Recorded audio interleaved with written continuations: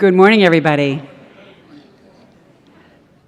Our first speaker this morning is the Basic Science Lectureship, which is sponsored by McKeith Press, publishers of the Academy's official journal, Developmental Medicine and Child Neurology. Dr. Bernard Dan will be introducing this lectureship.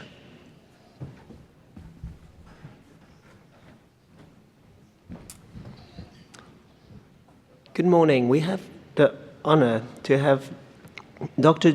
Jerry Mendell. He's an attending neurologist at the Nationwide Children's, Director of Center for Gene Therapy at the Research Institute of Nationwide Children's, Director of Paul Wellston Muscular Dystrophy Cooperative Research Center. He's also co-director of Muscular Dystrophy Association Clinic, Professor of Pediatrics, of Neurology, Pathology, and Physiology, and also Cell Biology at the Ohio State University College of Medicine. Dr. Mandel was among the first to test muscle cell transplantation for Duchenne muscular dystrophy in the early 1990s. And he's the first person to study viral-mediated gene therapy for muscular dystrophy in humans. Dr. Mendell was awarded the Esmichley Small Scientific Achievement Award, Distinguished Scholar Award, and is named among the best doctors in America. Dr. Mendell.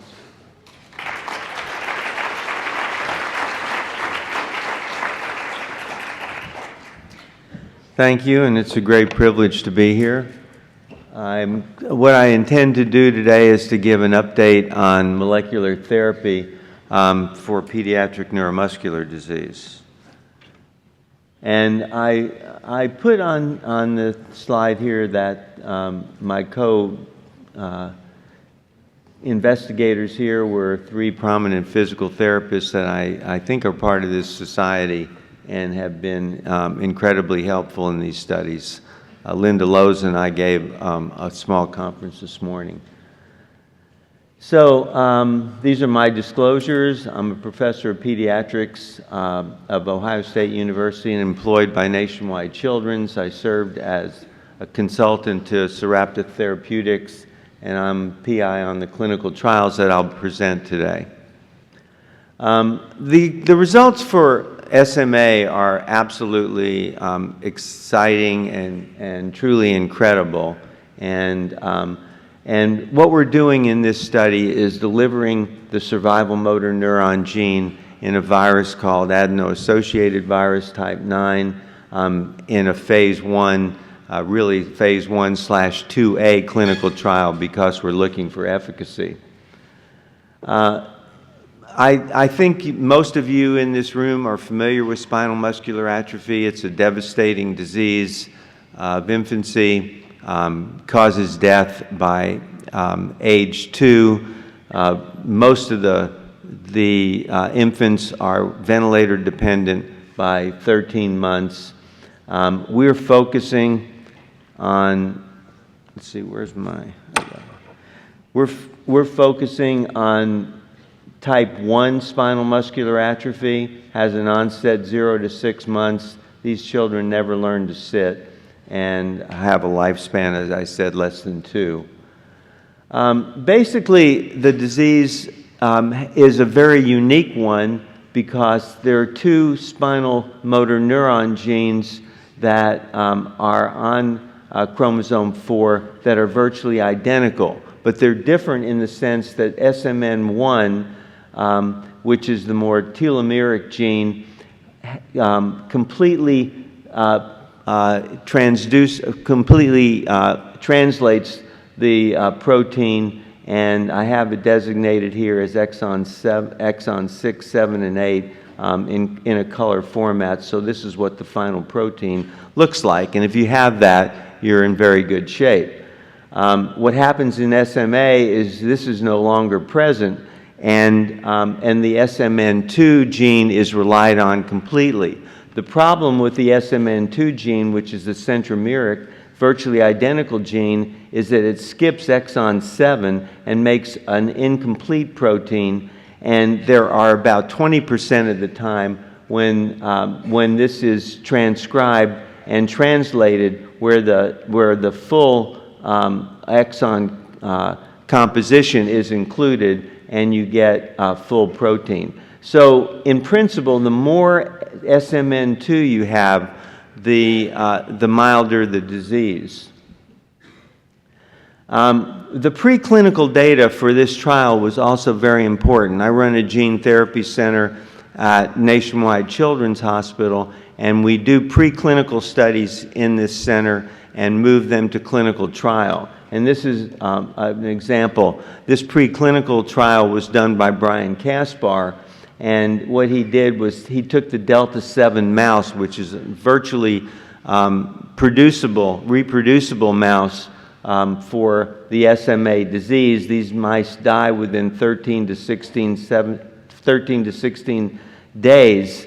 And Brian did a dose-ranging study starting at postnatal day 1 and introduced this gene. This is what the gene looks like. Here's the SMN gene, and it has a promoter. And when this was injected with AAV9, adeno-associated virus 9, you can see the difference. Here's the normal controls that die at 13 to 16 days, and these mice live for over a year and actually live much later than that. So this looked very promising for clinical trial, and the hypothesis for the clinical trial was the earlier the treatment, prior to loss of motor neurons, which is very characteristic of the disease, and this occurs in the first 6 months of life. If this is done, it'll rescue motor neurons. And actually, Barry Russman's in the audience here. I saw him today, and he's one of the early investigators and early researchers in spinal muscular atrophy, and he can tell you in their early studies how this rapid loss of motor neurons was very critical. So we wanted to get underneath this, and that's why we did this phase 1/2A trial with intravenous therapy. The intravenous therapy is rather undramatic compared to both the findings in the preclinical studies. We go into the patient's room in the NICU and deliver the gene. These are patients, 9 patients were enrolled in the initial IND. We've actually enrolled more now, and I can open that up to discussion. But we had 2 cohorts that we planned, and most gene therapy studies are done in 2 cohorts. The first one received, the dosing is not so important, but this is a very large amount of virus, 6.7 e to the 13th vector genomes per kilo, and cohort 2 received about 50% increase, 2 e to the 14th vector genomes per kilo. The fact of the matter is this is the highest dose of virus that has ever been given in any clinical trial. The outcome studies for this trial were survival of 50% of the kids beyond 2 years of age, and as a surrogate for that, they had to survive less than 16 hours per day without non-invasive ventilation for at least 2 weeks. This is a common clinical outcome for SMA trials now. And the primary functional endpoint was the CHOP INTEND, which is also a very conventional outcome measure for this disease. This is typical what the babies look like, very floppy, frog leg position, hardly able to move. This was the first clinical cohort, and there are several important points to indicate here or to show you. These babies were enrolled at 6 to 7 months of age, which is not as early as we wanted to, but this was the first cohort. We used the low dose in this first cohort, and now the oldest one, actually, here's 21 months, but actually we've now got, this baby's now over 2 years of age, and you can see there's a modest improvement in their CHOP INTEND. This is not the type of improvement that would improve your quality of life to any significant extent. CHOP INTEND improved by a mean of 4 points. The mean age in this was significant because none were ventilator dependent. So it seemed that we were on the right track. But what we needed to do increase the dose. But before we got to that, what we found was that we had problems in introducing the virus because there would be a T-cell response to the virus, and accompanying the T-cell response, there would be liver enzyme elevation. And when we first introduced this trial, we had not planned to use any immunosuppressives, but when we saw the T-cell response, we started prednisolone therapy, and that controlled both the T-cell response and the liver functions. And so what we did in all subsequent babies in this trial was what you see here, and that is we started the prednisolone 1 day before administration of the virus, and we had a modest T-cell response and very little liver enzyme elevation. So this was a gratifying way of suppressing the immune response. And in many gene therapy trials, we see reactions to the virus, to the viral capsid that we're using, and we can see liver enzyme elevations. But I should emphasize in that last slide that there were no clinical manifestations of the increased liver enzyme elevations. Now, this is the second cohort where we increased the dose by 50%. Huge amount of virus, and this is a mean age now. These kids have gotten up to over 10 months of age, no complications, no ventilator dependency, and we can see every single child in this cohort has improved. Here's one that actually was the earliest we treated at 2 months of age, had the highest CHOP in 10 because the disease hadn't been rampant at that time, and the baby returned completely to normal on the CHOP in 10 with scores over 60 or 62, as you can see here.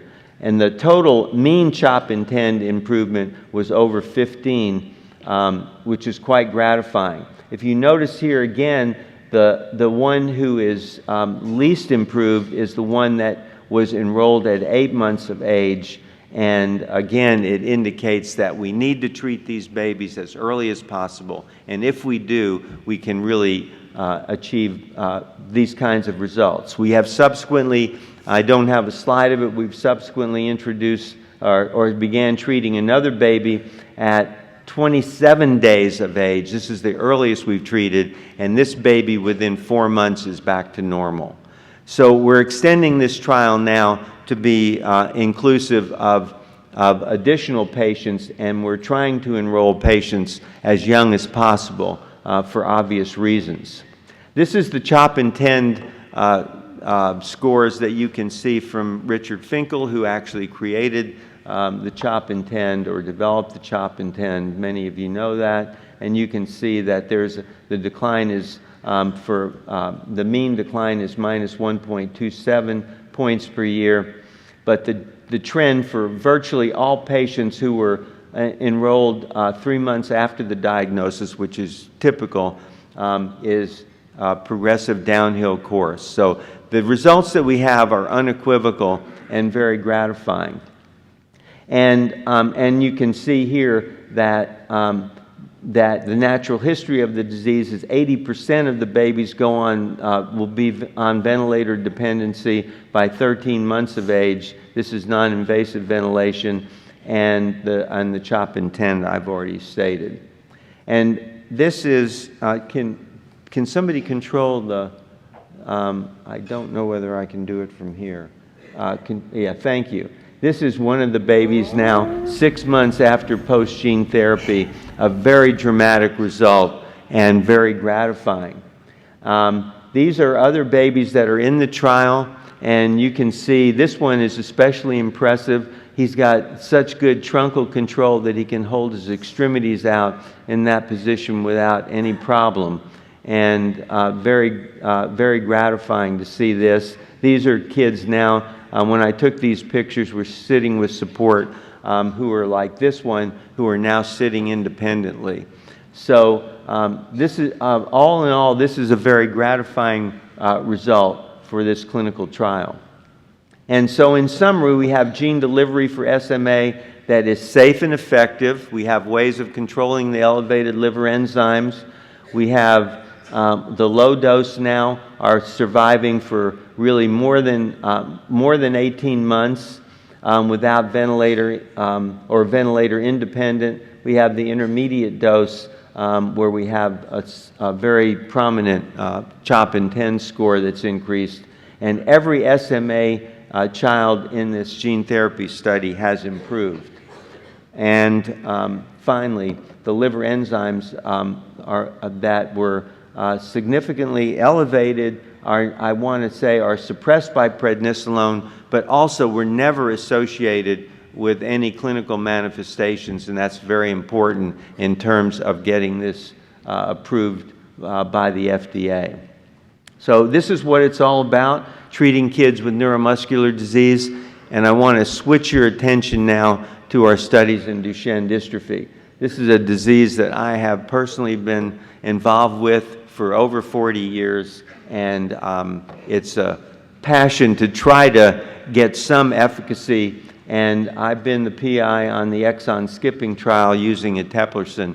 We're now 3 years post exon skipping trial using eteplirsen, which is the Sarepta therapeutic. That will probably be approved this year based on this study. And basically, I think many of you have seen this before. This is the exon skipping principle. This one shows a mutation of exon 49 and 50, which is out of frame, will not produce dystrophin. But if one can skip 51, then you can put this back in frame, produce a truncated protein, and likely be able to produce a clinical result, at least theoretically, and now in practice, I'll show you. The reason 51 was targeted as the first goal for exon skipping was it is a hot spot for mutations. 45 to 55 is a hot spot for mutations, and 51, that skipping that one exon will give a potential functional protein in the highest number of any patient, so an obvious place to start. There are two competing types of oligonucleotides that have been used in the trial. One is called the phosphothioate, has a phosphothioate linkage and between the ribose molecules. And this is significant because it has a negative discharge and binds to kidney epithelium, which has been one of the problems. Compared to the Sarepta product, this is a morpholine ring that replaces the ribose. It has, the linker here is a phosphorodiamidate linker. It is charge neutral, and in that charge neutral does not bind to any epithelium, and there are virtually no side effects from giving this, which is a major advantage. Now, this is the exon skipping trial that we have used in this clinical trial. This is the design of the trial. And this was a randomized, double-blind controlled trial at its start.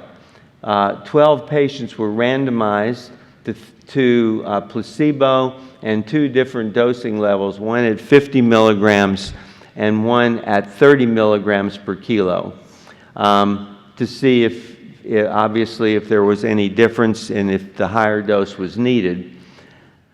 At 12 weeks, we did the first muscle biopsy, and in this muscle biopsy was done on the higher dose initially, under the presumption that if we had gene expression here, then that would indicate gene expression at the lower dose as well. And these muscle biopsies were analyzed blindly at this point.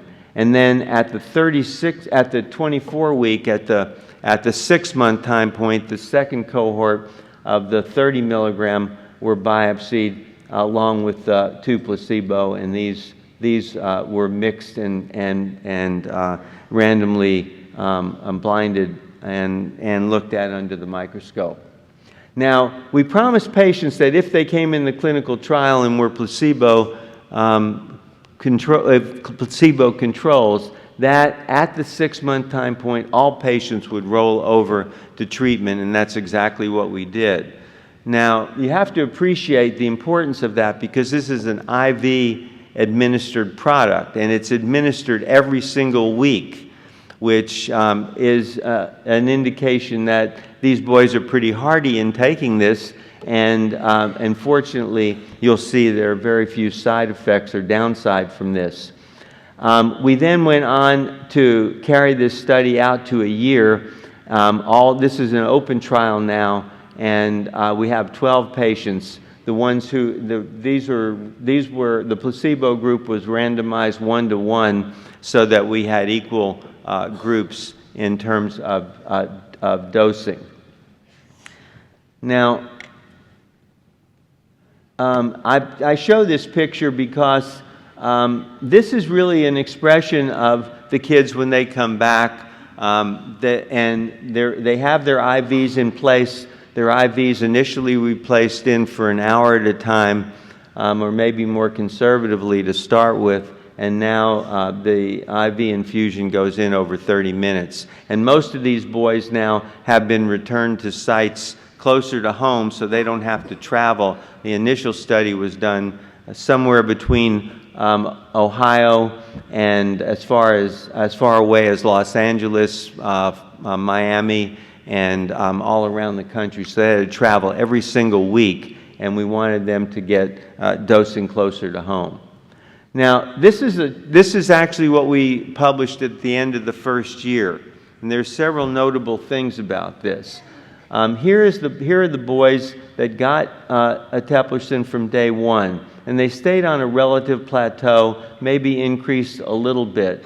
And then at the 12-week time point, the placebo group dropped down, and they diverged from here, and we started eteplirsen here at the 24-week time point now, and then they dropped down for 12 weeks. Now, the reason that's important is because we found that the kids started producing dystrophin between the 12 and 24-week time point, and these guys dropped down exactly the same amount of time and dropped down for 12 to 24 weeks, or dropped down 12 weeks before they started making dystrophin.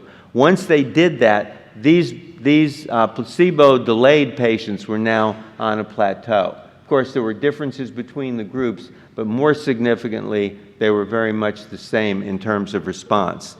Now, when we carried this study out to 2 years, what we found was that the eteplirsen group that you can see here from day one remained on this plateau, and these guys who started at 24 weeks remained on a relative plateau. And what amazed me was that both of these groups dropped down about the same amount. This is not a cure for the disease, but it clearly shows that the disease is slowed in progression by the use of exon skipping. And both of these groups dropped down 11 meters, virtually identical. When we went out to the 3-year time point, we had virtually the same results. Another prolonged plateau or decline, slight decline in both groups that were parallel. And when the numbers are looked at, here's the time when the placebo delayed started eteplirsen. Here's the 6-minute walk. And what you see here at the conclusion of this is the eteplirsen group from day one dropped down 76 meters. And from this time point where they started eteplirsen, this group dropped down 75 meters. So after 3 years, we had the same decline for both groups. And this now is in publication. Now, there are a couple other things I'd like to point out about this that are useful. One of the criticisms of our trial was that once we got beyond the first 24 weeks, we had the study was an open label. So most of our critics have said, what happens if you look at this over the 3-year time point? And we recruited the Italian group to use their database and looked at their database. These are patients who are virtually identical in terms of age and in terms of the amenability to exon skipping 51. And when we could skip 51, you can see here's the Eteplirsen group, and here's the natural history group, and there's a 151-meter difference. So we clearly achieved, even if looking at the natural history controls, now at 1 year, at 2 years, and now at 3 years, we have this result here with a decline of difference of 151 meters, which is quite significant in terms of the 6-minute walk distance. I thought I'd also show you one thing that we also learned in the trial, and looking at the natural history data compared to the Eteplirsen. Here you see the effect of age and mutation.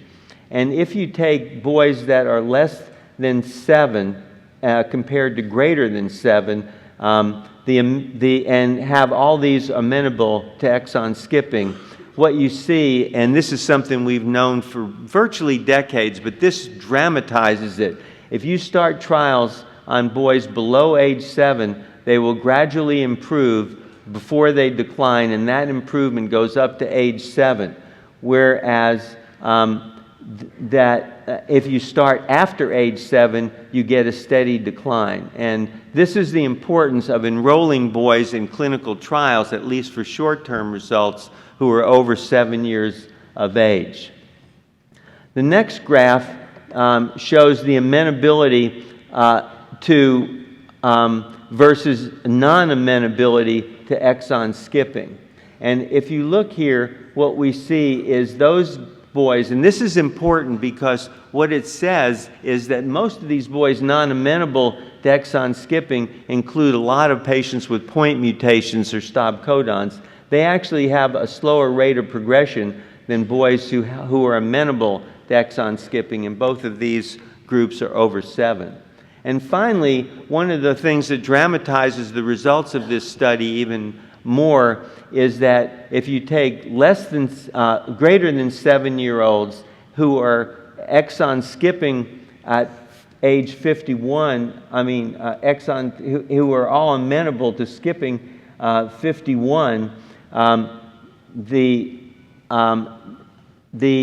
patients who are on Eteplirsen amenable to skipping exon 51 these guys are amenable to exon skipping 51 and versus amenable to skipping exon 51, both at 7 years of age. And what you see is that if you are amenable to skipping exon 51 and you're over 7 years of age, you actually have the greatest challenge. These are the treated boys, and these are the untreated boys. So the results are really very dramatized by looking at age and amenable to exon skipping. Now, the other thing that dramatizes the results of the study is if you look and compared to the Italian natural history controls, we lost 2 boys over the 3-year time to loss of ambulation. These were wheelchair-dependent boys, and they were lost very early in the trial. So the results here, we have 16% of patients who lost ambulation if they were Eteplirsen treated, and almost 50% of the boys who are non-Eteplirsen treated in the same age group. And again, so we not only have difference in the 6-minute walk, we have a major functional outcome difference in terms of amenability, in terms of ambulatory ability. The other thing that's important about this clinical trial is that the respiratory function, if we look at it in 3 different ways, we can look at it in terms of maximum inspiratory force, maximum expiratory force, and forced vital capacity. And you can see that in the clinical trial, these patients achieved a relative plateau for the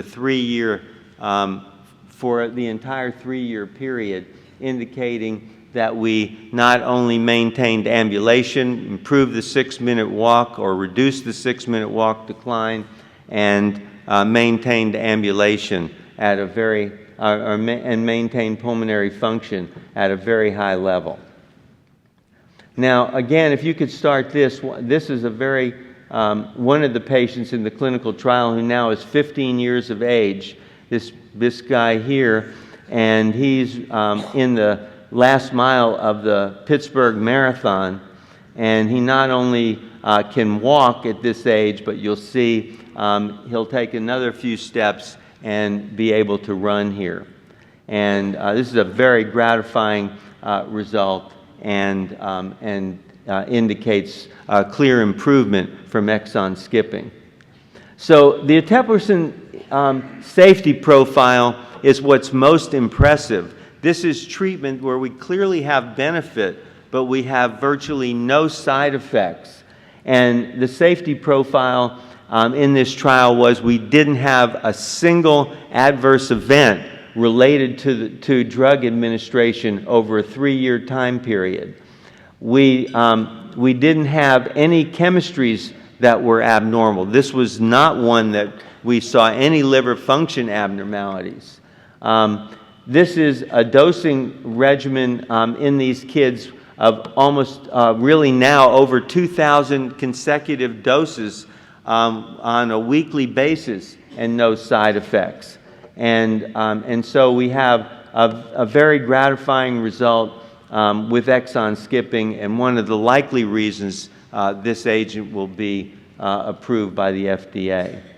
And now I think one of the things, and I didn't include, I talked a little bit about newborn screening in the earlier talk today, but in the impact of exon skipping can be appreciated if we achieve these relative plateaus.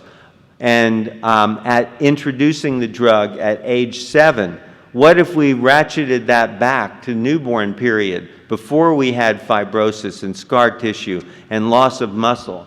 And I think that you can appreciate that we can do newborn screening, and this will be one of the drugs that facilitates being able to obtain newborn screening.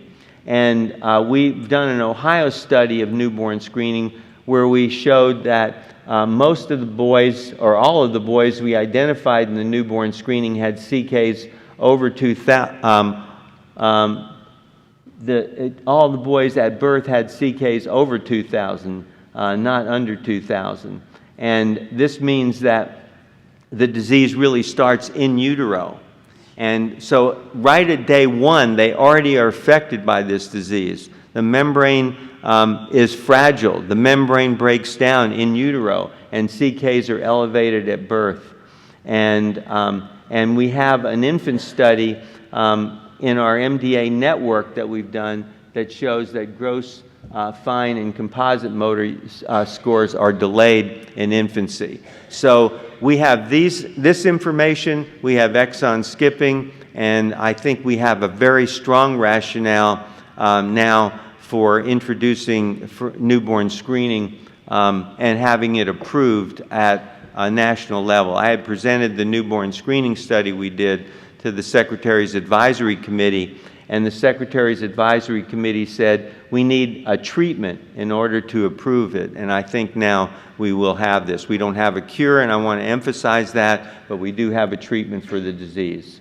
So over the time for this study, we've had support from MDA, Parent Project, from the Paul Wellstone Muscular Dystrophy Research Center, Sarepta Therapeutics, and the exon skipping trial was supported by Avexis. And without the clinical team that we have at Nationwide Children's, none of this would have been done. So I'll stop there, and I think we're making good progress in these horrendous diseases, and I'll be glad to answer any questions.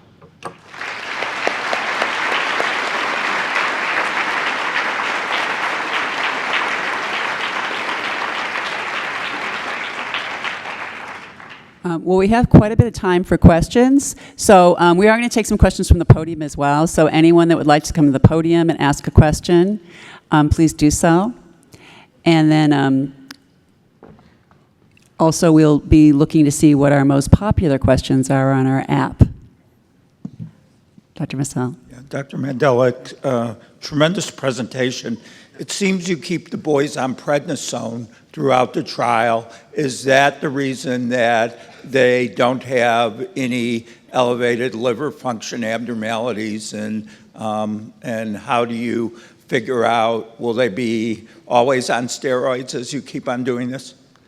Well, I think that steroids have been the standard of care for the disease. We know that there is significant difference between steroid treatment and no treatment. We can prolong ambulation with steroids.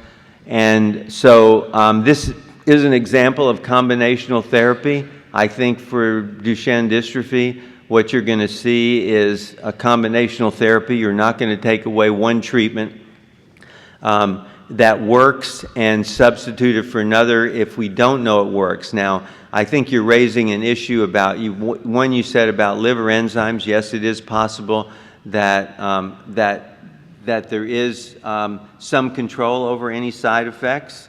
Also, will there be a study in the future that compares steroids head-to-head with the eteplirsen? And I suspect there will be at some point. But it won't happen until the drug is approved, I can tell you that. Take a question over here. Oh, thank you. Yeah. Are you looking at, or is there any theoretical idea of how this would affect the incidence of intellectual disability in these kids? Looking at seeing how it will influence the disability. Well, intellectual disability. Oh, intellectual disability. Excellent question. There's no reason to believe that eteplirsen will cross the blood-brain barrier. Oh. And so that's an unfortunate problem. Most of the boys that are selected for a clinical trial like this can complete the 6-minute walk and are very cooperative with the physical therapy team.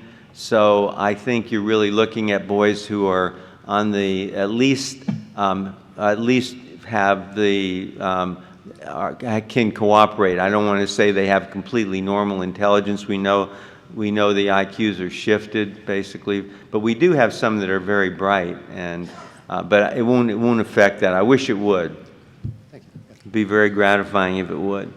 Lisa. Hi, Lisa Thornton from Chicago.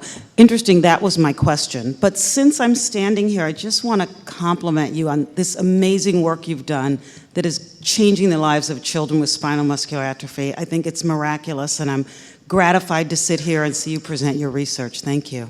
Thank you.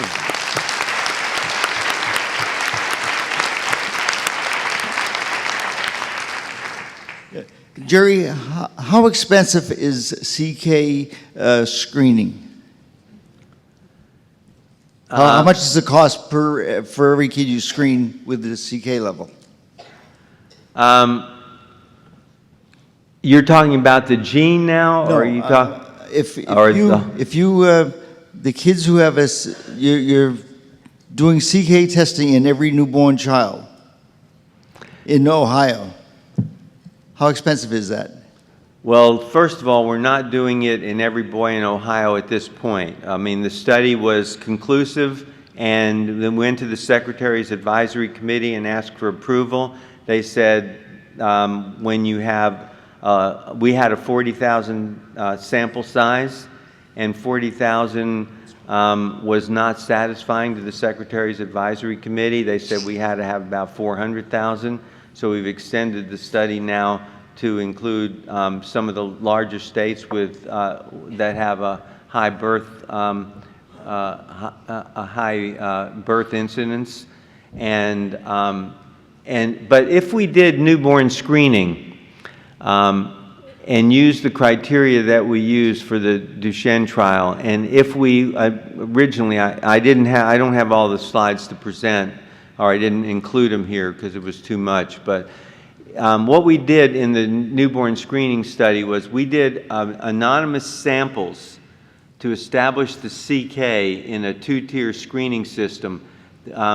And we did over 30,000 patients and found that the CK, we'd started doing CK, we started doing DNA at CKs over 600. That was 3 standard deviations above the norm.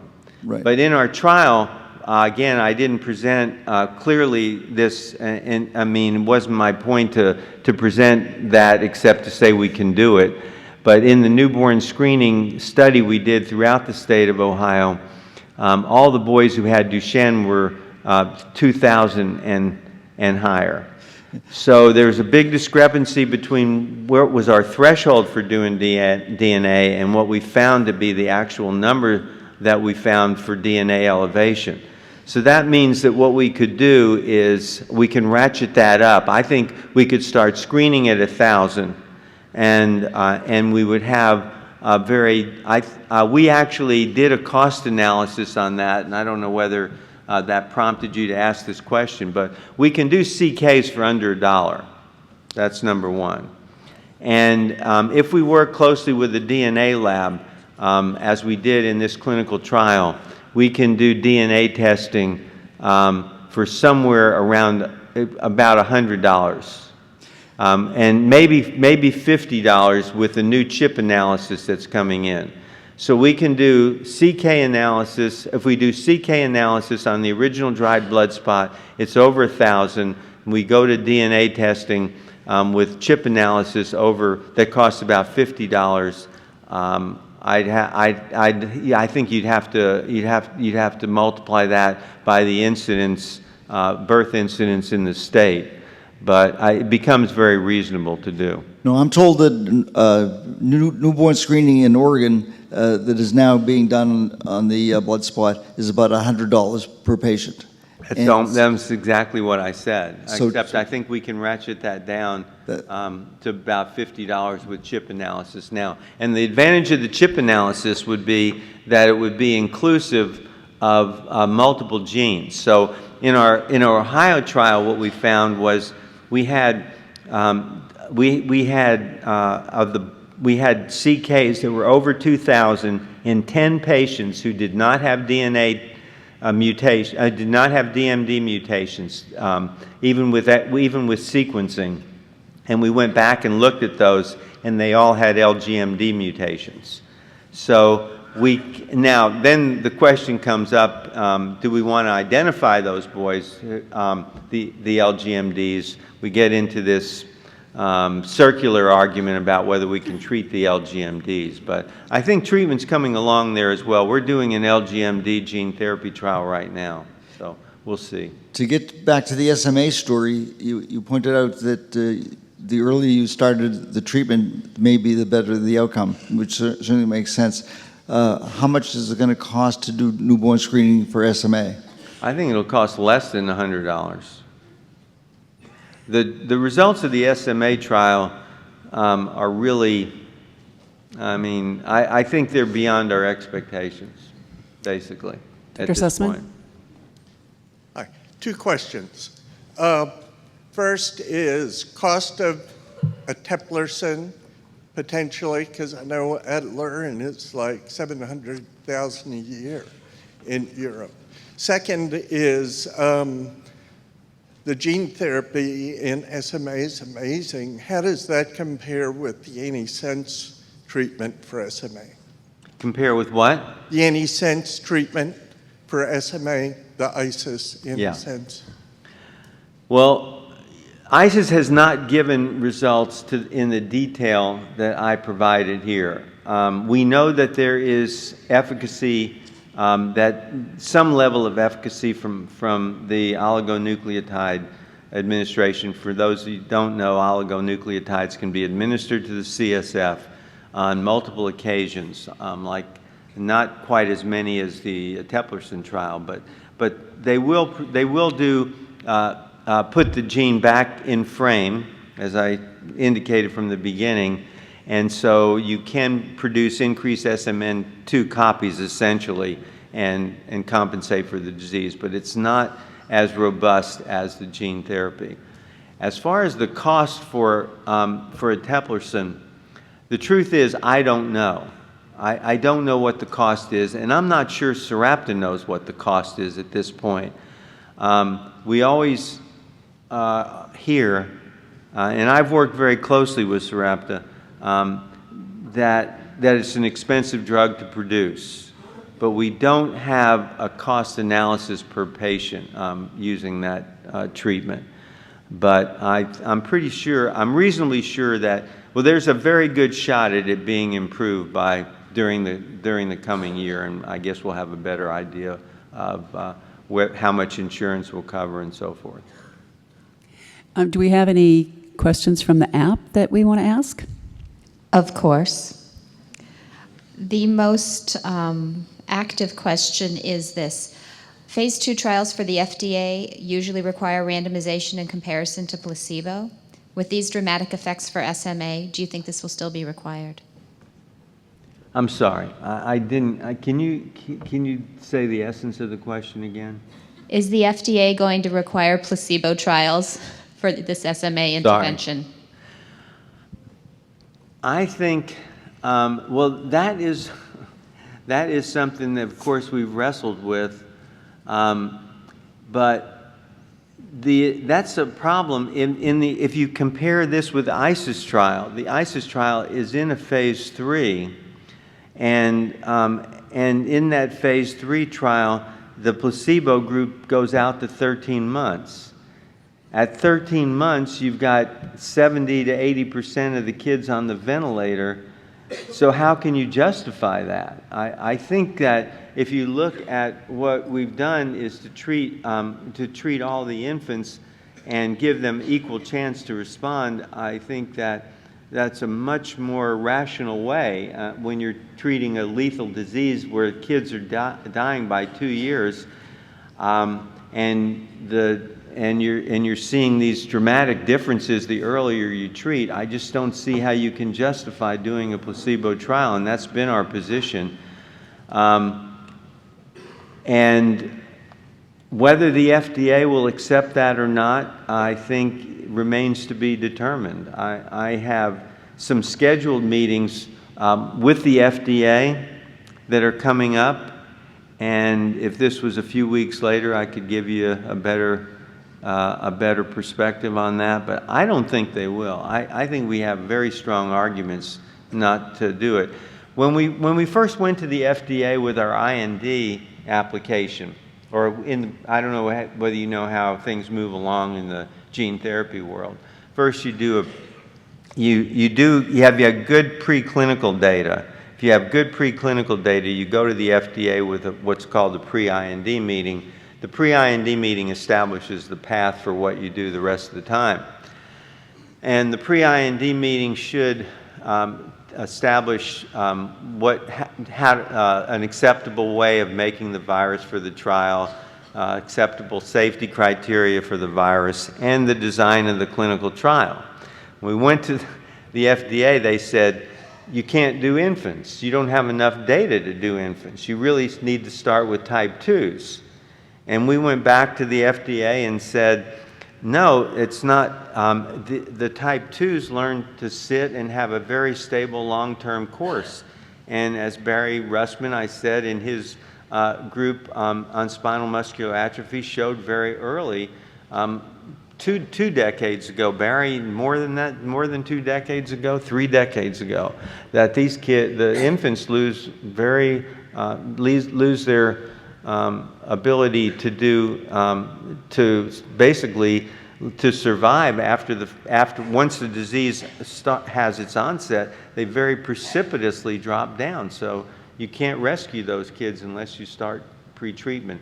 Anyway, the point of that little scenario is that when we went back to the FDA, then they said, well, show us more data in your IND, and if you have very strong data in the IND, we would let you do the gene therapy on infants, and that's exactly what happened. And my notion is that's what will happen here, is that we'll have an argument with the FDA. They'll want it done one way to satisfy the golden criteria for clinical trial, and we don't deny that's the best way. But you're really risking lives now against doing this, and I think the data really stands for itself. So, Okay, so long answer too. So Dr. Mendell will be at the speaker's corner after this session, which is out the doors to the left if anyone has some other additional questions that they want to ask. So I really want to thank him for sharing this really life-saving and incredibly good news for SMA and DMD.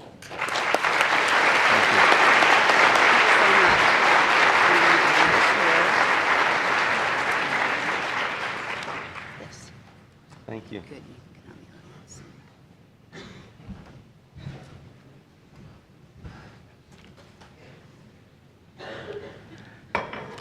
Okay, so next, we're going to be presenting our 9th Annual Mentorship Award. To present this award, I welcome Dr. Benjamin Short to the stage.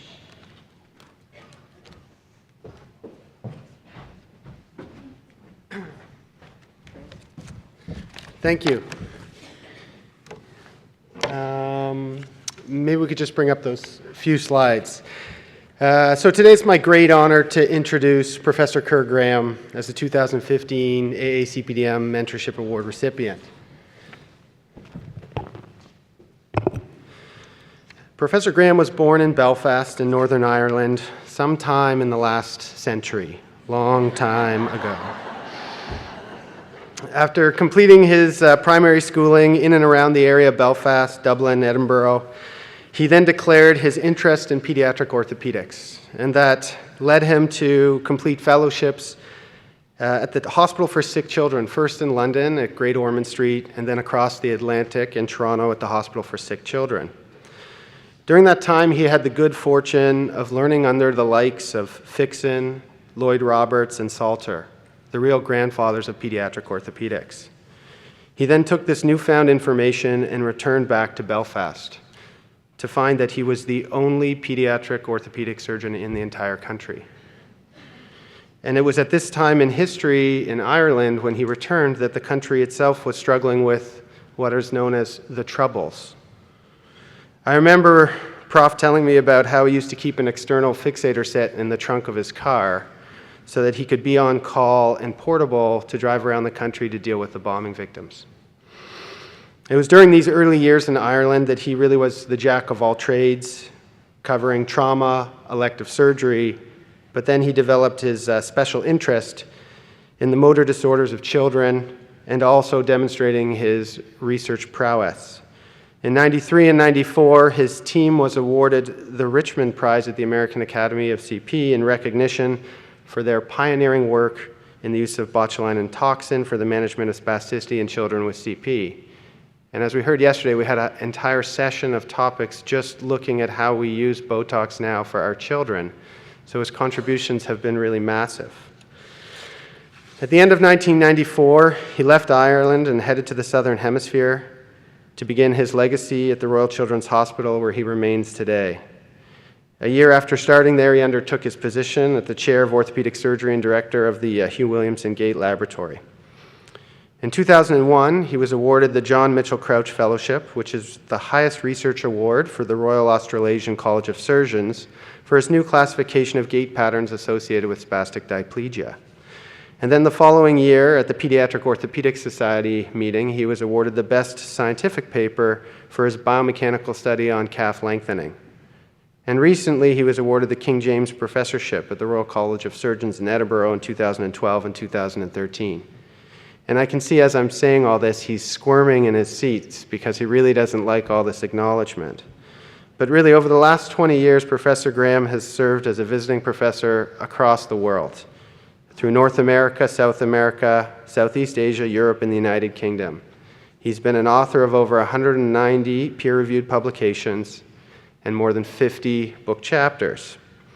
And to quote his close friend and colleague, Peter Rosenbaum, in the past quarter century, few people working in the field of cerebral palsy anywhere in the world have impacted pediatric orthopedics, and by extension, childhood disability to the extent that Professor Kerr Graham has done?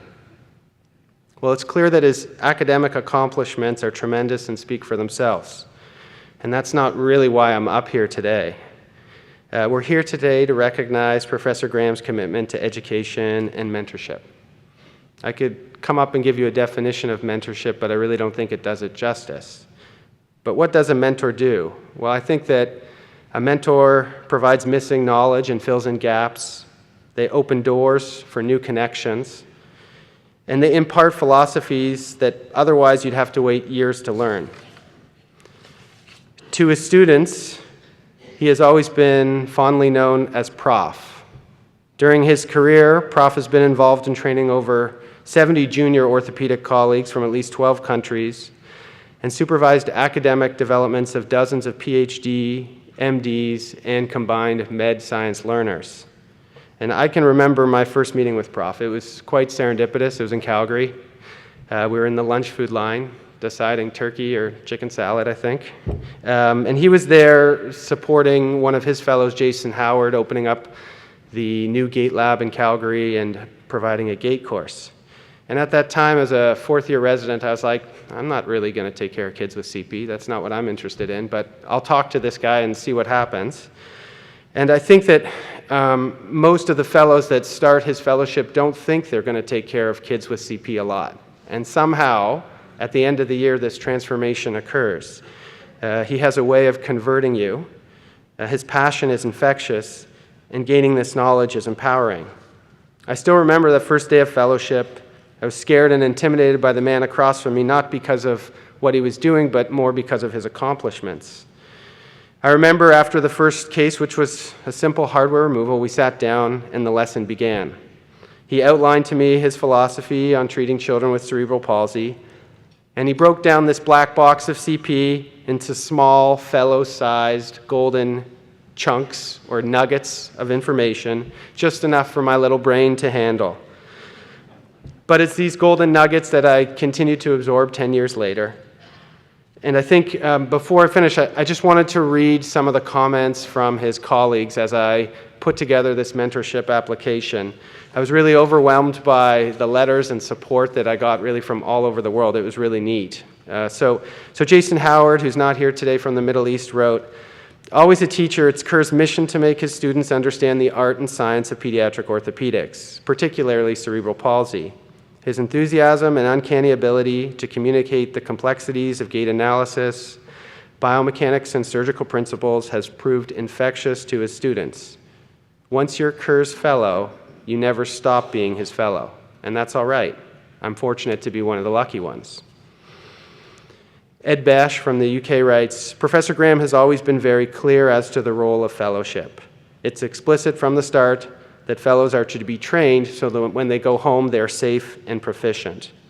He has the rare ability to allow trainees to operate with him supervising without the trainee feeling pressured or rushed. From my perspective, Kerr Graham has been the single most influential teacher and trainer in my practice. I still seek his guidance for complex cases, and despite a hectic schedule, he always replies promptly.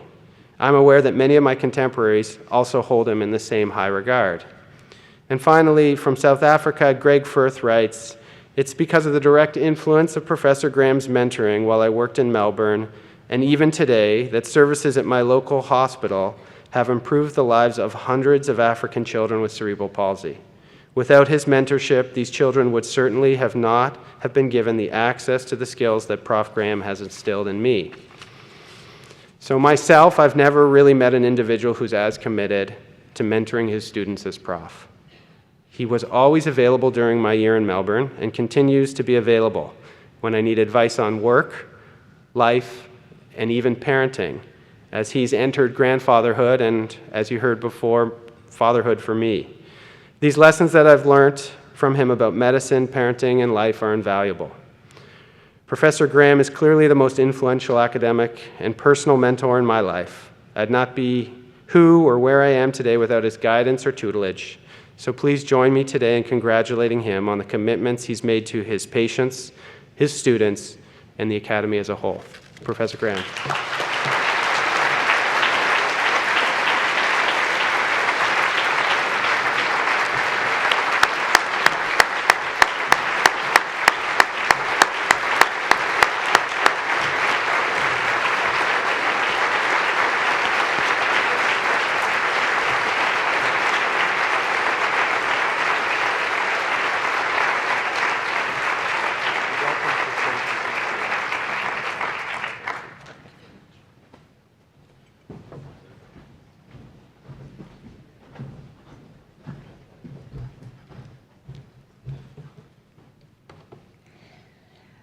Next, I would like to present the AACPDM's Lifetime Achievement Award to William Oppenheim. William Oppenheim was born in Bangor, Maine, grew up in Washington, D.C. area, and attended the University of Maryland and then Georgetown Medical School, graduating magna cum laude.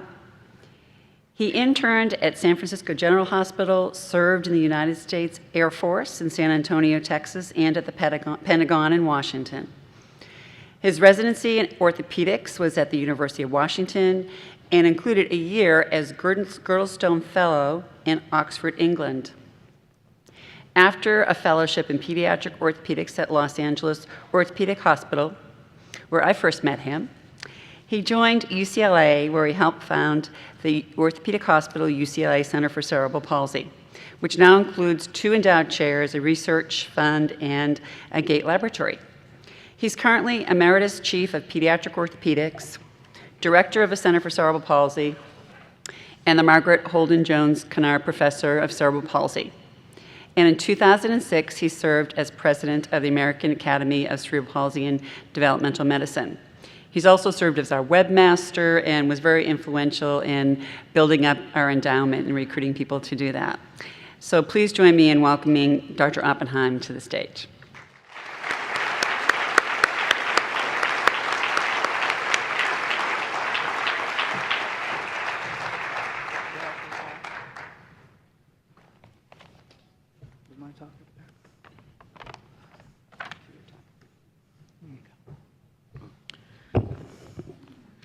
Good morning.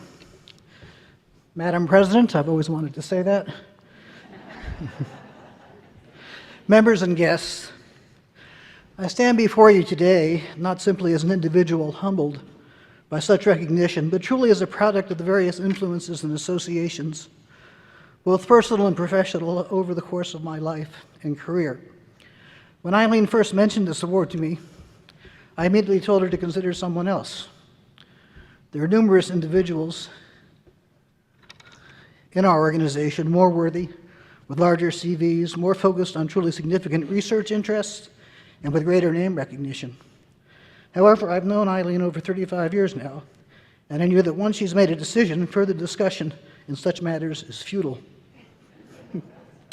As I will explain, my associations with strong women are a theme in my life. Experience has taught me when to hold them and when to fold them.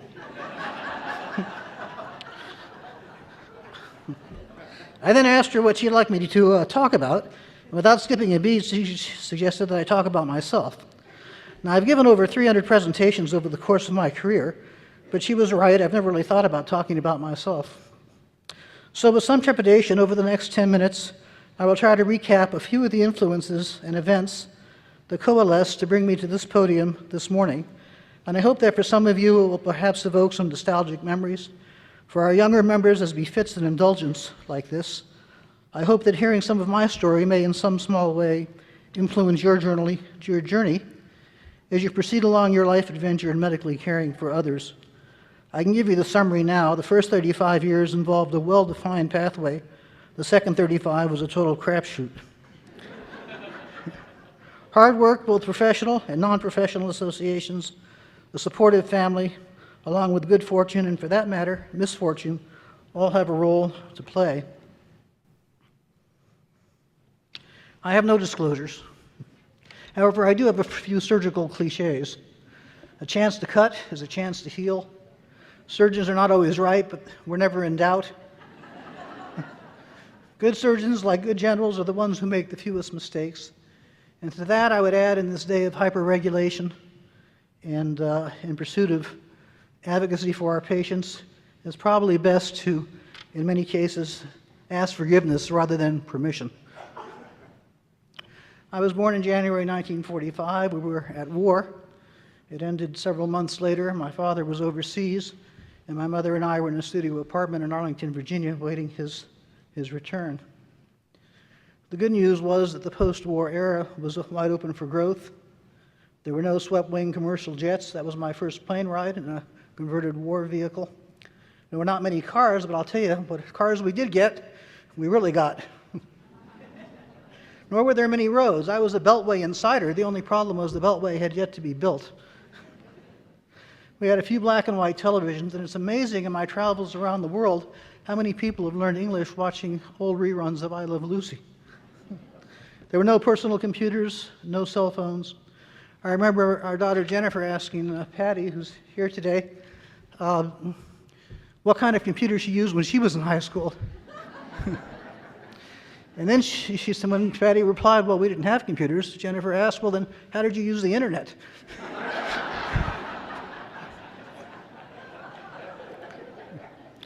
My mom and dad, of course, during this time were my main influences in my life. My mother was a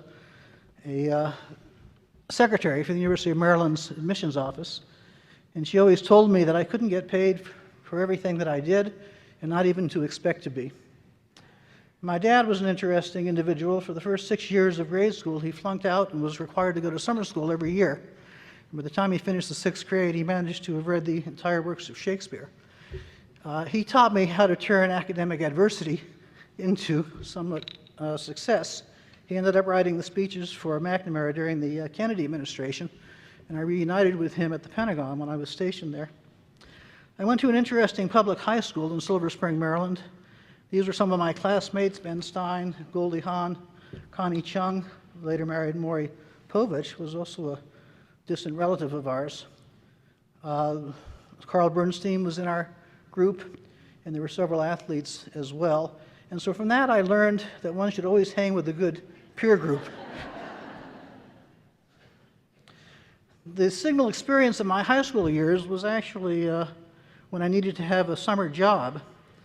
And I decided a lifeguard would be a good job. There were certain intangible benefits. And I remember this person now, well over 50 years later. He was a high school teacher, but during the summertime, he was the lifeguard and the manager for our community swimming pool, and decided to take his course in becoming a lifeguard. The second day, he came out, looked over the group, jumped into the deep end, and said, "Bill, save me." And dutifully, I jumped in, swam over to him. He was a college halfback. He put his large arms around me and took me straight to the bottom. And at the bottom, I tried to push up. I tried to swim up, and he just got tighter and tighter. And finally, I had to tap out. I knew enough to do that, and he allowed me to surface. I surfaced choking, coughing, fearful for my life. And after a couple of moments, when he let me recover, he said, "Bill, what's the first rule of a lifeguard?" And of course, the day before, he had told us all, never go in the water unless you had to. And he had stationed on the apron of the pool all the strategic elements that I needed never to go into water for. And it was a lesson that all of us that day learned, and I've never forgotten. And so you never go someplace without the proper tools, and in my case, the proper team, to get things done. 2 years later, I was fishing at Harper's Ferry, the confluence of the Susquehanna and Potomac rivers, with a high school buddy, when he told me to turn around, and this is what I observed. The fisherman who had gotten his line snagged actually got into deep water and was not a swimmer. And so I sat there thinking, gosh, what should I do? But I didn't jump in, because it's quite well known that victims can easily take you to the bottom when they're panicked. And sure enough, I was sitting on flotation. I threw it over to him. I swam over to him. I grabbed a hold of his shirt. He was pretty much out of it, put his head on the pillow, and started dog paddling to shore. And thank goodness, halfway there, he woke up and coughed, because I had no idea what to do once I got there. Now, I was considered that was my first save, and there were many opportunities in my internship and residency to actually save some lives. But this one belonged to Jack, and it gave me the idea of the power of the teacher, because he taught me something that I've never forgotten, and I was able to apply it out in the field. And all of you in this academy are teachers for a variety of different types of people, your patients, your colleagues. And I think it's always wise to remember these lessons, that your influence extends well beyond your immediate station. After high school, Eileen recounted my life, so I don't really have to. I will say that some of the experiences I had were amazing. I was one of the last people to be drafted into the military during the Vietnam era. I learned to fly in the military. I learned to triage in the military, all skills that I eventually put to use in Los Angeles.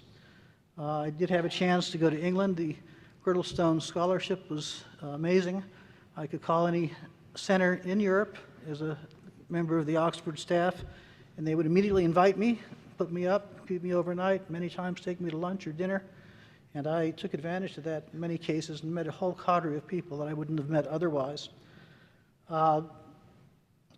When I announced to the people up in Seattle that I'd had this offer to go to England, they said, wait a second, who's going to take your place while you're gone? And it's a good example of asking for forgiveness rather than permission. So they did let me go, and it was truly amazing. When I came back and eventually took a job in Los Angeles after a fellowship at Orthopedic Hospital, I met this gentleman up in the upper right, Wood Lovell, because I was on an AOA traveling fellowship. He met me at the airport. That was the start of the fellowship, and I thought he was going to take me to a hotel, but he took me home to his home. He put me up overnight, and we talked to the wee hours of the morning, a very senior orthopedic surgeon and a very junior orthopedic surgeon. It was an amazing evening, which I've never forgotten. When I got to Los Angeles, I was sort of the junior person there, but eventually on came Colin, who was my senior, Hugh Watts, and his wife Sharon DeMuth, who interestingly was our first cerebral palsy fellow at our place and went on to an illustrious career at USC. Warwick Peacock was doing his rhizotomy operation with his research associate, Loretta Stout, who's here in our audience. And that was the start of our clinic. Recently, Orthopedic Hospital is affiliated, now is known as Orthopedic Institute for Children, and is actually one of our sponsors here at today's meeting. And these are my new partners, all 20 years younger than me, so I was truly the sandwich generation of this group. I had a solo practice for 35 years. I was the sole children's orthopedist for the entire UCLA medical enterprise. It kept me busy. We had a level 4 trauma center. We had transplants out the wazoo, and I eventually wrote some papers about renal transplants and other types of transplants. And then we had the cerebral palsy program, and also one of my charges. The one thing I learned from this is that there wasn't anybody else there, so I had to take care of everything. And of course, I wasn't trained in everything, but I figured out how to take care of it with the help of people that were within my purview to ask for help.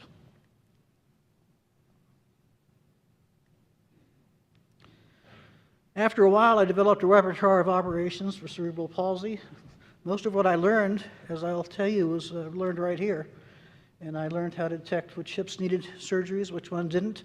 I could get a good technical result, but unfortunately for me, the science evolved, and about this time we began talking about ICF and the fact that good technical results were not good enough. We needed good participation results in the end, that people actually achieved more function in society.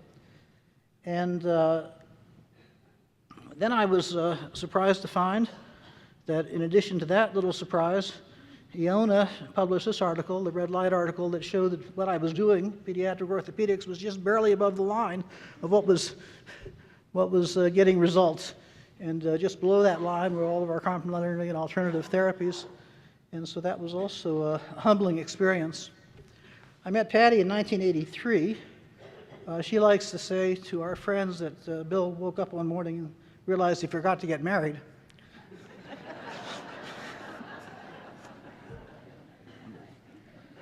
Our first date got canceled because she called me and said that she had to go out and view a garbage truck. Now, I've been shot down before, but that was very unique. Turns out that she was the lawyer for the sanitation district of Los Angeles at the time. And about 2 or 3 years later, after, we eventually did have a date. We flew up to Big Bear, which is about 100 miles northeast of Los Angeles. And we came back, and 3 days later we were engaged, and 6 months later we were married, and that was 33 years ago. Along the way, I was getting some offers from other places to go out and take a look, and I told her that. And she said, well, I'm not moving, and neither are you. So my life decisions became fairly simple. And Patty became the president, first of Women Lawyers, and then the County Bar Association of 27,000 lawyers. How would you like to do that job? She then became a commissioner of one of the busiest airports in the country, and finally a Superior Court judge. And for the 18 years that I was on the board in one capacity or other of this organization, Patty was really our legal advice all those years, and we've never really acknowledged that, but I'd like to acknowledge it now.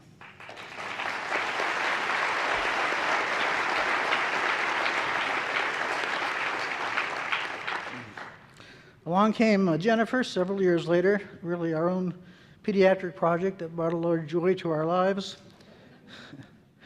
And we had a few hiccups during teenage times. But eventually she blossomed and recently graduated from college. One of the memorable cases that I had at UCLA was a 8-month-old who went through a windshield as he was in his family's car on the way to their second birth of his brother. And he came in one ambulance and his leg came in another, helicoptered from one of our local passes, mountain passes. I got the call at night as I did, and I was on call every night for pediatric orthopedics throughout those 35 years. And we arrived, and our hand surgeon, Neil Jones, was covering. We decided in an 8-month-old there was a good chance to restore this leg, so we actually reattached it. And he eventually, after many interim operations, became an amateur boxer and was 15-0 and helped us raise money now for Orthopedic Institute for Children. And he's part of the boxing literature because of his abilities. He's part of the scientific literature because we published his thing, and he was one of my most memorable experiences. Our clinic for cerebral palsy started in the 1990s. Warwick Peacock, Loretta Stout, Eileen Fowler, and myself. You can see that to make it interesting, we made it glamorous, which wasn't hard with our president. We had some fundraisers in those days, and they evolved. Margaret Jones I met during that time. She was our 6th president here. And she and I had 2 things in common. One was that we're both born in Maine. And the other one was that when we entered practice, we knew absolutely nothing about cerebral palsy. She called back to Boston, found these gentlemen who eventually founded the academy, and would go back there once a year. She was actually working for the Wyoming Department of Public Health, and with the Indian Reservation, she found lots of kids who were just virtually ignored with cerebral palsy.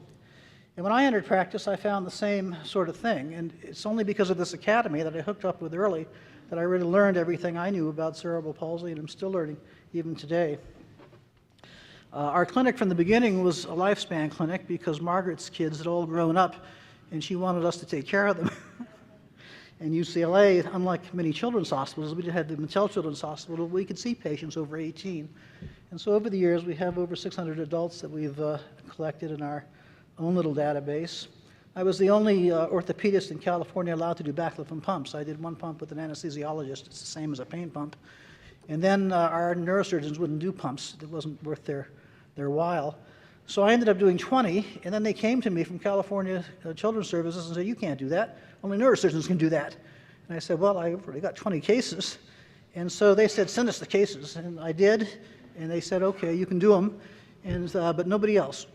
So I was the only orthopedist doing these things. Now we have a neurosurgeon who does them, which is a relief. We started the Botox clinic. Of course, we had the rhizotomy clinic. We've added deep brain stimulation, orthotics, physical therapy, and really a full service place now. From the beginning, we were about education for everybody. Here's a boy in the lower right who's showing off his backlift pump to his classmates, so there wouldn't be any misunderstandings about what he had done during his absence and what it did for him. Over on the lower left was one of our residents, Rick Bowen, who's now my partner, and he was giving a talk before the American Academy of Pediatrics, which won first place for, guess what, outcome studies. This was very early on. And I always thought he was hanging around because he liked pediatric orthopedics, but Patty knew better. He actually liked my administrative assistant, whom we eventually married.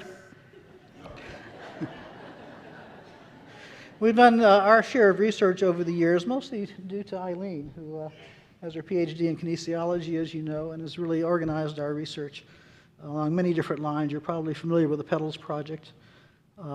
Some of the other things, we were the first demonstration of that energy storing prostheses actually did store energy and delivered it at the end of a stance back for push-off. Cameron Gate Analysis Laboratory was added. Pete Cameron, none of you know, and I couldn't find a picture of him, but he was involved with the Weavers and Pete Seeger And Donovan, when Eileen and I went to his funeral, Donovan showed up and actually gave a nice series of songs in his honor. I'd like to make a special call out to Marcia Greenberg, our coordinator over these years, who I've worked with over 20 years now.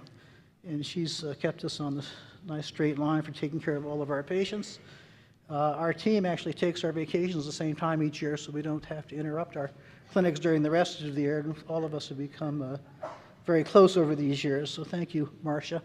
Eileen mentioned during her opening that Marcia is teaching people in El Salvador, in Colombia, and in the Ukraine something about cerebral palsy. We developed our own mottos. Took this one from John Wooden: don't let what you can't do get in the way of what you can do. And of course, I could never come to grips with a 44-page developmental medicine journal that explained to me what spasticity was. So we developed our own definition. It's like love, you know it when you feel it. It's centrally mediated with important peripheral consequences and long-term implications. Just a word about our websites. We did that for a long time, and it was a consequence of really Charlene Butler, who my first assignment was to the Strategic Planning Committee. So they put somebody who wasn't even familiar with the Academy on the Strategic Planning Committee. And I showed up, and there were 3 chairs. I was the only person to show up. The second year, I switched chairs. I was still the only person to show up. Charlene showed up and said, we expect a strategic plan from you. And you know, now these are retreats and different 2-day events. In those days, it was me. And part of the strategic plan was to have a website. And the next year, I was off the Strategic Planning Committee on the Publications Committee, and I was made an Internet Committee of 1. But they let me go to the board, and I remember the board debating it. It sounds trivial in these times, but the board was a little afraid that other people would use our site to their own advantages, but that didn't happen. Over the years, we did 3 sites: POSNA, ours, our local site, as well as the Hippocrates site, which we just finished our 5th revision of. And these were the strong women in my life: Eileen, Marcia, Loretta Stout, who was our research therapist, Ruby, who represents all of my administrative assistants, Patty's down there, and of course Jennifer. Now, Jennifer is also part of our cerebral palsy culture, because during that 2007 meeting where I was president, we decided to reinstitute the Friday evening banquets. And Tracy and I, Tracy Burr, this was our first meeting, so what did we know about putting on meetings? In fact, Tracy and I went to a retreat in Chicago a weekend for learning how to do nonprofits, and it was very successful because we were a nonprofit going in, and we were a nonprofit coming out of that year as well. But the banquet was based, since we didn't have much money and we didn't have much ability to organize, it was based on Jennifer's bar mitzvah. And that's why you all had glow sticks. I remember Uni being there, dancing. And we had motivational dancers. So Jennifer's part of our orthopedic community, and my community as well. Finally, just a word about the colleagues that I've had over the years in this organization. It was just a smattering. Past President's Dinner one year. And all of these people I've become very fond of and close to, and they've all taught me really the cerebral palsy that I know, and they're still teaching me. Tracy, Uni, who's going to be president, Eileen, who's president. Uni was my program chair, Eileen was the instructional course chair. Brian Snyder, Lori Glader, they did the local arrangements. And in those days, we had no money, and we had to have speakers and people, and we borrowed them from Boston, and they were instrumental in getting most of them. I actually got Ted Kennedy to make a videotape for us. If any of you remember that, it's probably still on the web. But that was a year-long project. Finally, the website was taken over ably by Susan and Jesse and Sean Dillon, and I'm very appreciative that it's now blossomed even further than I could have imagined over the years, and we've added social media, we've added apps to the meeting. And all in all, I'm most appreciative of the Academy for bestowing this award on me, and I obviously am standing up here not for myself, but for all the people in my cerebral palsy village who have been instrumental along the way. Thank you very much.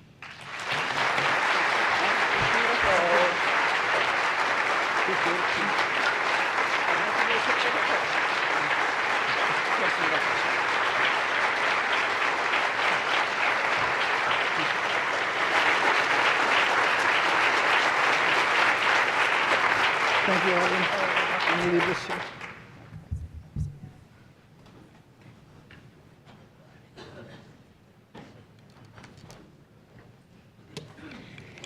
Okay. So now we're moving on to Pedal with Pete recipient announcements. And I'd like to announce this year's grant recipients. First, I want to tell you a little bit about the Pedal with Pete Foundation. It's a philanthropic organization dedicated to raising funds for research to improve the quality of life for people with cerebral palsy. In 1993, the Pedal with Pete Foundation was established to raise money for research to help prevent and treat the effects of cerebral palsy. Pedal with Pete continues to focus on expanding their annual ride to other cities, leading to increased fundraising for CP research. And we're going to show a brief video clip.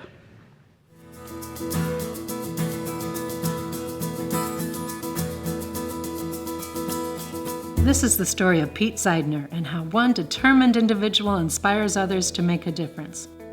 Pete was born in 1957 with cerebral palsy. As a young adult, with the help of others, he found a thrilling freedom of movement through cycling. His bicycle took him all around Ohio. Unfortunately, due to a downhill crash, Pete's freedom of movement is over. But Pete just channeled his determination when he started the Pedal with Pete Foundation for CP research. Since 1993, Pete's determination has inspired hundreds to help the foundation raise funds through cycling and walking events. These volunteers are often people who live with CP, either personally or with a family member. But many have no direct experience with this movement disorder. They work on the board of directors, as event volunteers, sponsors, donors, riders, and walkers, all determined, like Pete, to fund the research that will help others living with CP. They are all determined, like Pete, to make a difference. Since its beginning, the foundation has provided grants to dozens of research organizations. Pete and the foundation have now provided $1 million in seed funding for research projects that often help point the way to improved approaches in treating CP. Our funding can be an important step that leads to even larger grants. Like Pete, these researchers are determined to find successful treatment approaches to CP.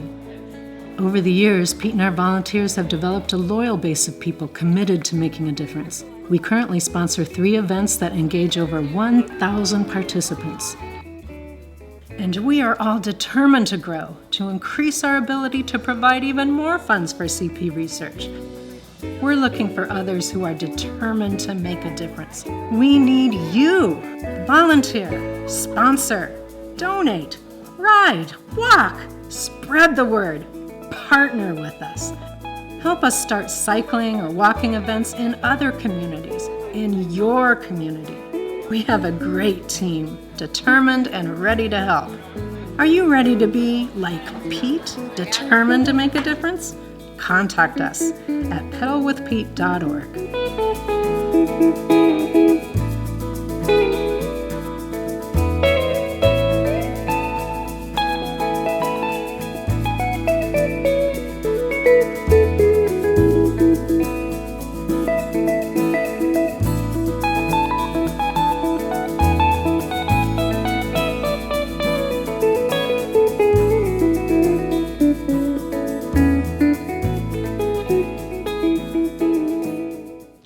So I'm pleased to announce that we have 3 grants awarded this year from the Pedal with Pete Foundation.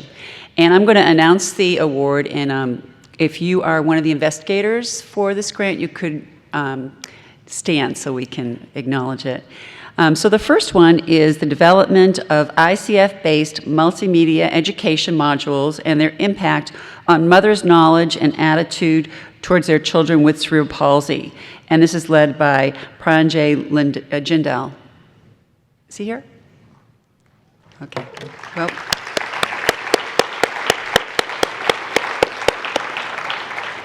And the next one is the effect of intravenous aminocaproic acid on blood loss and transfusion requirements after bilateral varus rotational osteotomy, a prospective double-blind randomized controlled trial led by David Scher.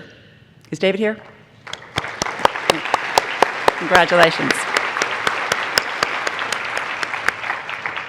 And last but not least is CP2, Community Partners for Children's Participation, pilot project and feasibility study led by Keiko Shikako Thomas.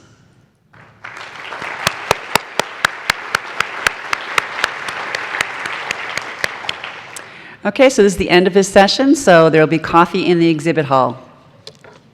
Thank you.